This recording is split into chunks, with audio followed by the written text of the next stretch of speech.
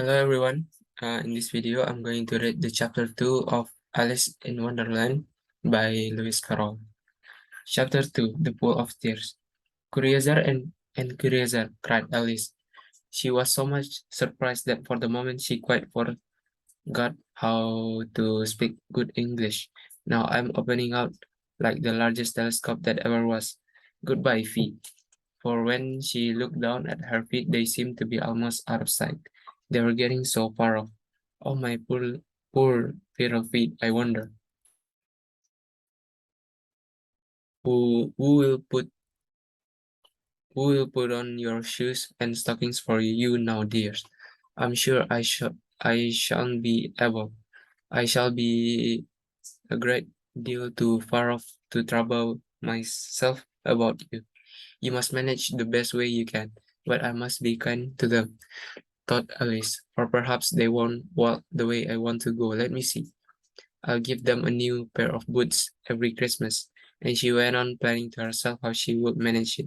They must go by the carrier, she thought, and how funny it'll seem sending presents to one's own feet, and how cool and how odd the directions will look. Oh dear, what nonsense I'm talking. Just at this moment her head struck against the roof of the hall. In fact, she was now rather more than 9 feet high, and she at once took up the little golden key and hurried off to the garden door. Poor Alice, it was as much as she could do, lying down on one side to look through into the garden with one eye, but to get through was more hopeless than ever. She sat down and began to cry again. You ought to be ashamed of yourself, said Alice. A great girl like you, she might well say this, to go on crying in this way. Stop this moment, I tell you. But she went on, all the same, shedding gallons of tears until there was a large pool all around her, about 4 inches deep and reaching half down the hall. After a time, she heard a little pattering of feet in the distance, and she hastily dried her eyes to see what was coming. It was the White Rabbit returning, splendidly dressed, with a pair of white kid gloves in one hand and a large fan in the other. He came trotting along in a great hurry, muttering to himself as he came, "Oh, the Duchess, the Duchess! Oh, won't she be savage if I've kept her waiting?" Alice felt so desperate that she was ready to ask help of anyone. So when the rabbit came near her, she began in a low, timid voice, "If you please, sir." The rabbit started violently, dropped the white kid gloves and the fan, and scurried away into the darkness as hard as he could go. Alice took up the fan and gloves, and as the hall was very hot, she kept fanning herself. All the time she went on talking. Dear, dear, how queer everything is today. And yesterday things went on just as usual. I wonder if I've been changed in the night. Let me think. Was I the same when I got up this morning? I almost think I can remember feeling a little different, but if I'm not the same, the next question is, who in the world am I? Ah, that's the great puzzle. And she began thinking over all the children she knew that were of the same age as herself, to see if she could have been changed for any of them. I'm sure I'm not Ada, she said, for her hair goes in such long ringlets and mine doesn't go in ringlets at all. And I'm sure I can be Mabel, for I know all sort of things, and she knows such a very little. Besides, she is she, and I'm I. And oh dear, how puzzling it all is. I'll try if I know all the things I used to know. Let me see. 4 times 5 is 12, and 4 times 6 is 13, and 4 times 7 is, oh dear, I shall never get to 20 at that rate. However, the multiplication table don't signify. Let's try geography. London is the capital of Paris, and Paris is the capital of Rome. And Rome, no, that's all wrong. I'm certain it must have been changed for Mabel.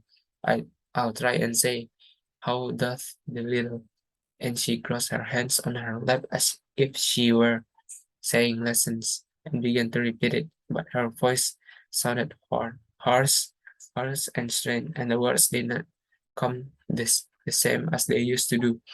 How doth the little crocodile improve his shining tail, and pour the waters of the Nile on every golden scale? How cheerfully he seems to grin, how neatly spreads his claws and welcome little fishes in with gently smiling jaws. I'm sure those are not the right words, said poor Alice, and her eyes filled with tears again, and she went on. I must be Mabel after all, and I shall have to go and live in that poky little house, and have next to no toys to play with, and oh, ever so many lessons to learn. No, I've made up my mind about it.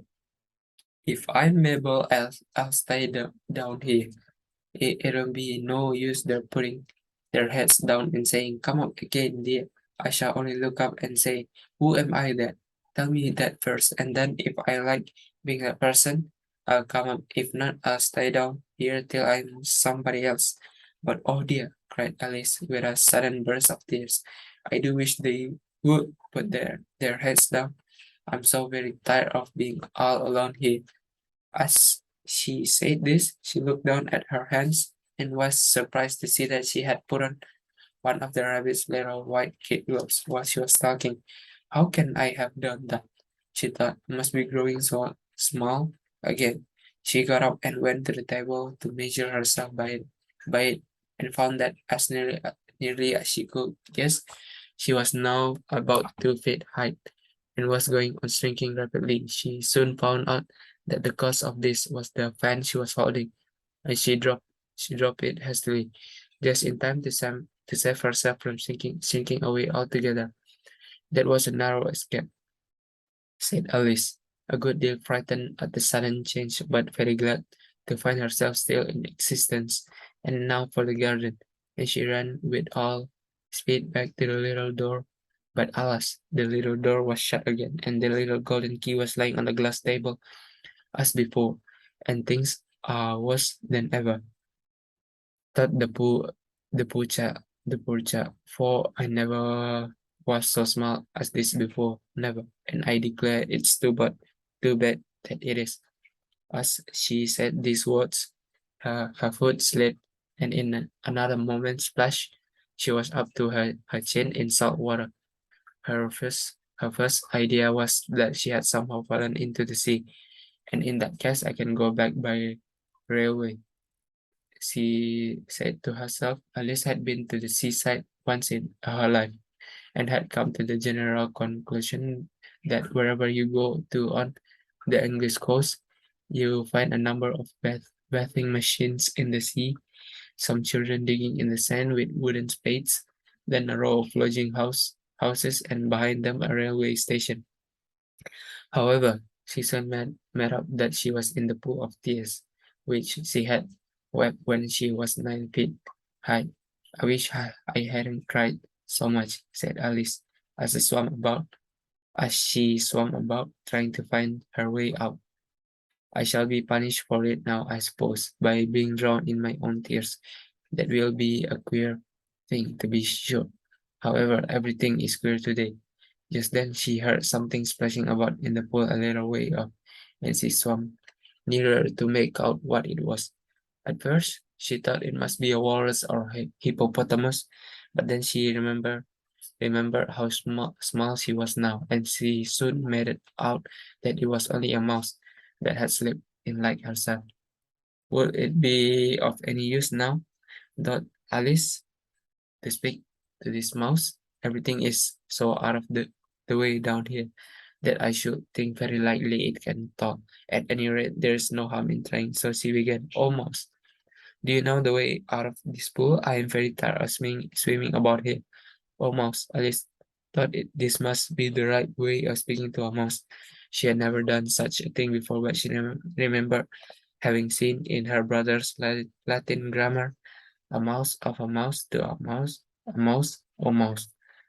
The mouse looked at her rather inquisitively and seemed to her to wink with one of its little eyes, but it said nothing. Perhaps it doesn't understand English, thought Alice. I dare say it's a French mouse. Come over with William the Conqueror.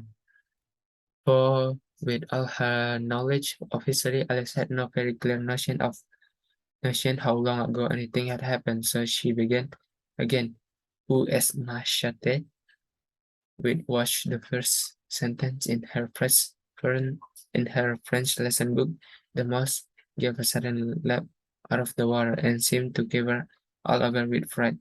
"Oh, I beg your pardon," cried Alice, hastily, afraid that she had hurt the poor animal's feelings. I quite forgot you didn't like cats." "Not like cats," cried the mouse, in a shrill, passionate voice. Would you like cats if you were me?" "Well, perhaps not," said Alice in a soothing tone. "Don't be angry about it. And yet, I wish I could show you our cat Dinah. I think you'd take a fancy to cats if you could only see her. She is such a dear, quiet thing." Alice went on half to herself, and she swam lazily about in the pool, and she sits pouring so nicely by the fire, licking her paws and washing her face. And she is such a nice soft thing to nurse, and she is such a capital one for catching mice. "Oh, I beg your pardon," cried Alice again, for this time the mouse was bristling all over, and she felt certain it must be really offended. "We won't talk about her anymore, if you'd rather not." "We indeed," cried the mouse, who was trembling down to the end of his tail. "As if I would talk on such a subject. Our family always hated cats, nasty, low, vulgar things." "Don't let me hear the name again." "I won't indeed," said Alice in a great hurry to change the subjects of conversation. Are you fond of dogs?" The mouse did not answer, so Alice went on eagerly. "There is such a nice little dog near our house. I should like to show you. A little bright-eyed terrier, you know, with such long curly brown hair, and it'll fetch things when you throw them, and it'll sit up and beg for its dinner and all sorts of things. I can't remember half of them, and it belongs to a farmer, you know, and he says it's so useful. It's worth £100. He says it kills all the rats, and oh dear," I cried Alice in a sorrowful tone, "I'm afraid I've offended it again," for the mouse was swimming away from her as hard as it could go, and making quite a commotion in the pool as it went. So she called softly after it, "Mouse dear, do come back again, and we won't talk about cats or dogs either, if you don't like them." When the mouse heard this, it turned round and swam slowly back to her. Its face was quite pale with passion. Alice though, Alice, yeah, Alice though, and it said in a low, trembling voice, "Let us get to the shore, and then I'll tell you my history, and you'll understand why it is I hate cats and dogs." It was high time to go, for the pool was getting quite crowded with the birds and animals that had fallen into it. There was a duck and a dodo and a lorry and an eaglet and several other curious creatures. Alice led the way, and the whole party swam to the shore. All right, that's my read of chapter 2 of Alice in Wonderland by Lewis Carroll. Thank you.